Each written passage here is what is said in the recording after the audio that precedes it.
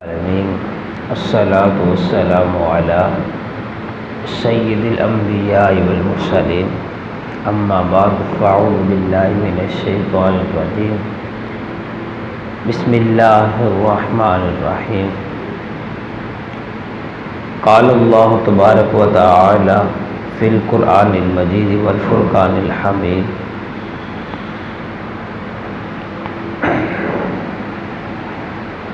قل لا اسألکم علیہ اجرا الا المودۃ فی القربى ان اللہ وملائکتہ یصلون علی النبی یا ایہا الذین آمنوا صلوا علیہ وسلموا تسلیما الصلاۃ والسلام علیک یا سیدی یا رسول اللہ وعلی آلک واصحابک یا سیدی یا حبیب اللہ الصلاۃ والسلام علیک یا سیدی یا نبی اللہ وعلی آلک واصحابک یا سیدی یا رحمۃ للعالمین۔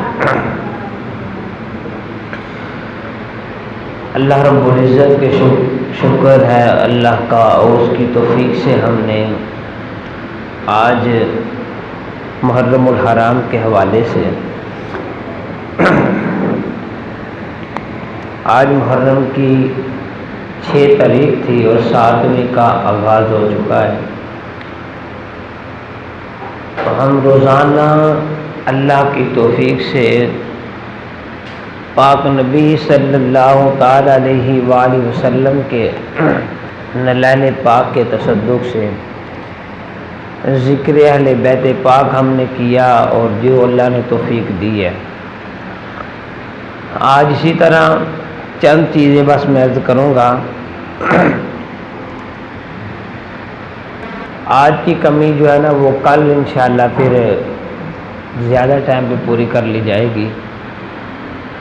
دن بھر کے معاملات میں اور کچھ طبیعت کی وجہ سے جو ہے نا نظام معاملات نہیں صحیح ہو سکے، تو چند چیزیں آپ کی گوش گزار کر دیتا ہوں کہ یہ بات ذہن نشین رکھ لیں۔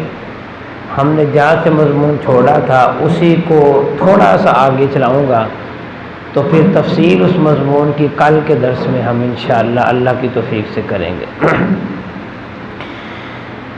ابھی قاری صاحب نے ایک بات کہی ہے کہ اہل بیت پاک کی مودت اللہ رب العزت نے فرض کی ہے۔ انہی کے حوالے سے ایک بات ذہن نشین رکھ لیں کہ اللہ تعالیٰ نے ہر کام کا حکم صادر کیا ہے، ہر کام کا، یعنی نماز ہے تو کہا واقیموا الصلاۃ، نماز قائم کیا کرو، وآتوا الزکاۃ، زکوٰۃ ادا کیا کرو، یعنی حکم دیے ہر کام کے۔ من استطاع الیہ سبیل، اگر تم طاقت رکھتے ہو تو اللہ کے گھر کا طواف کر لو، حج کر لو، یعنی ہر کام کا اللہ رب العزت نے حکم دیا ہے کہ یہ کام کرو۔ صاحب استطاعت ہو تو حج کرو، اگر صاحب مال ہو تو اللہ کی بارگاہ میں وہ خرچ کرو۔ لیکن جب اہل بیت اطہار کی باری آئی تو اللہ تعالیٰ نے اس باری کے اندر حکم نہیں دیا بلکہ سوال کیا۔ حکم دیتا اللہ تعالیٰ تو بات کی نوعیت بدل جاتی تھی۔ حکم میں یہ ہوتا ہے کہ اگر آدمی وہ کام نہیں کرتا تو وہ مجرم ہے، یعنی نماز نہیں پڑھتا تو وہ مجرم ہے۔ سوال کرنے کا طریقہ یہ ہے کہ وہی شخص حکم کرے تو بات بڑھ جائے، اور وہی شخص سوال کر کے بات بتائے تو بات کا حسن بڑھ جائے اور اس بات کی طاقت بڑھ جائے۔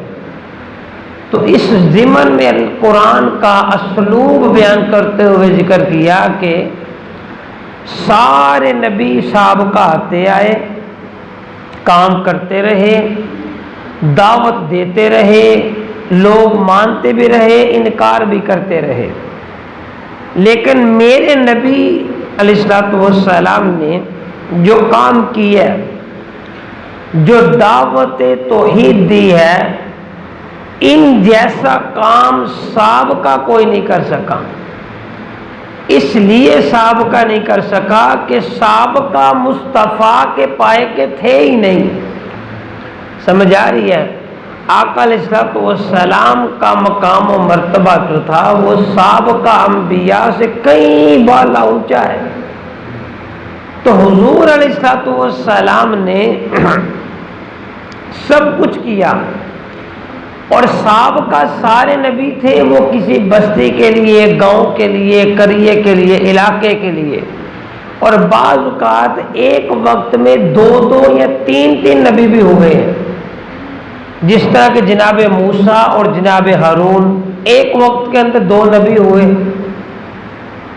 اسی طرح اور بھی نبی ہیں جو ایک وقت میں 2 ہوئے، یعنی وہ 2 یا 3 مل کے کام کرتے تھے، اور ان کے لیے ایک خاص ایریا تھا کہ تیرا یہاں پر کام ہے۔ جب باری نبی پاک علیہ السلام کی آئی تو حضور علیہ السلام کے لیے مخصوص جگہ نہیں رکھی گئی، مخصوص کوٹا نہیں رکھا کہ بس اتنا ہی ہے۔ یہ بات فرمائی کہ وَمَا أَرْسَلْنَاكَ إِلَّا رَحْمَةً لِّلْعَالَمِينَ، کہ فرمائی کہ آپ رحمت ہیں فقط ایک جگہ کے لیے نہیں بلکہ دونوں جہان کی رحمت آپ ہیں۔ اور ایریا بڑھ گیا، جب جتنا کسی کا ایریا ایز اے گورنمنٹ زیادہ ہوتا ہے اس کی ذمہ داری بھی زیادہ ہوتی ہے۔ تو حضور علیہ السلام کو فرمایا کہ آپ کائنات کے لیے رحمت ہیں اور میں کائنات کے لیے رب کریم ہوں۔